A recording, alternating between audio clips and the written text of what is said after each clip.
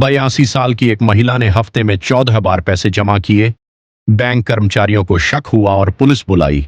दरवाजा खुला तो सब हैरान रह गए। जयपुर में एक गली के कोने पर स्थित इस छोटे से बैंक में आमतौर पर भीड़ नहीं होती।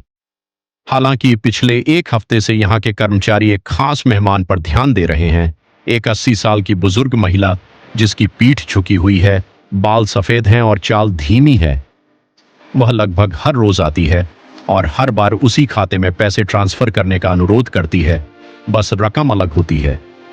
सिर्फ 7 दिनों में बुजुर्ग महिला ने 14 बार पैसे जमा किए हैं। पहले तो सबको लगा कि उसके बच्चे और नाती पोते दूर रहते हैं जिन्हें नियमित देखभाल की जरूरत है, लेकिन बाद में चीजें और भी असामान्य होती गई। वह बड़ी बड़ी रकम जमा करती थी, कभी कभी तो हजारों रुपए। हर बार जब वह कागजों पर हस्ताक्षर करती तो उसके दुबले पतले हाथ कांपते थे और उसकी आंखों में चिंता के भाव दिखाई देते थे, मानो उसे किसी बात का डर हो। अनीता नाम की उस बैंक कर्मचारी को शक होने लगा। उसने चतुराई से पूछा, लेकिन बुजुर्ग महिला हकलाते हुए बोली, मैंने आपको भेज दिया है, जरूरी है। लेकिन अनीता ने उस टाल मटोल भरे चेहरे को देखा, किसी ऐसे व्यक्ति की तरह नहीं जो खुशी खुशी अपने बच्चों की मदद कर रहा हो। जितना ज्यादा वह इस बारे में सोचती, उतनी ही बेचैनी महसूस करती। अनीता ने तुरंत शाखा प्रबंधक को इसकी सूचना दी।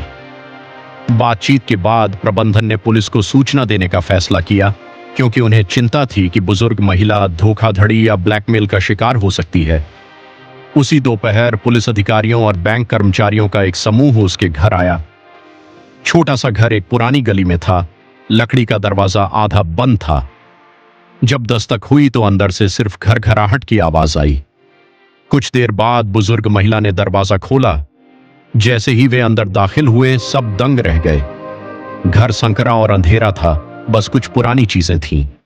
छोटे से बिस्तर पर एक पुराना लैपटॉप खुला पड़ा था और स्क्रीन पर एक वीडियो कॉल चल रही थी।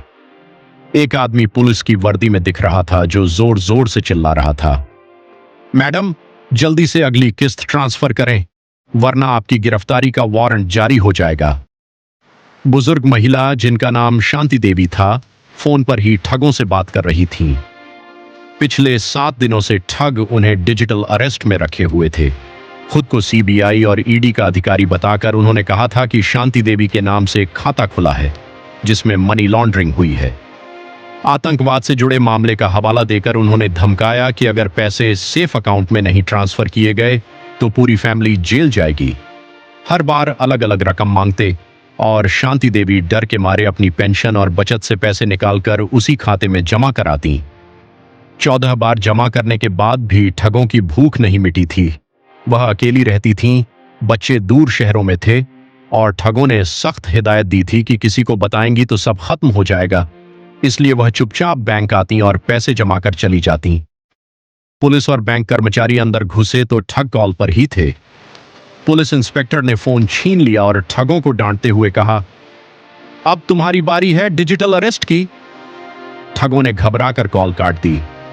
शांति देवी पहले तो रोने लगी, डर से कांप रही थी, लेकिन अनीता और पुलिस वालों ने उन्हें धीरे धीरे समझाया कि यह सब फ्रॉड है, कोई केस नहीं, कोई गिरफ्तारी नहीं, ठग सिर्फ पैसे लूटने के लिए ऐसा नाटक करते हैं। पुलिस ने तुरंत साइबर सेल को अलर्ट किया। जमा किए गए ज्यादातर पैसे ट्रेस कर लिए गए और कुछ रकम वापस भी कराई गई। शांति देवी को काउंसलिंग दी गई और उनके बच्चों को बुलाया गया। बैंक कर्मचारियों, खासकर अनीता को पुलिस ने सम्मानित किया। शांति देवी ने आंसू भरी आंखों से कहा, मुझे लगा था मेरी जिंदगी खत्म हो गई, लेकिन आप लोगों ने मुझे नई जिंदगी दी। इस घटना के बाद जयपुर के उस छोटे बैंक में एक नया नियम बना, किसी बुजुर्ग के बार बार बड़े ट्रांसफर पर पहले काउंसलिंग, फिर प्रोसेस। और शांति देवी अब बैंक आती हैं तो सिर्फ चाय पीने और अनीता से गप्पे मारने। डर की जगह अब मुस्कान है उनके चेहरे पर। इतिहास के ऐसे ही रहस्य जानने के लिए चैनल को सब्सक्राइब जरूर करें और वीडियो को लाइक कर दें, जिससे हमें मोटिवेशन मिलता रहे, क्योंकि दुनिया में ऐसी कई कहानियां हैं जो किताबों में नहीं मिलती।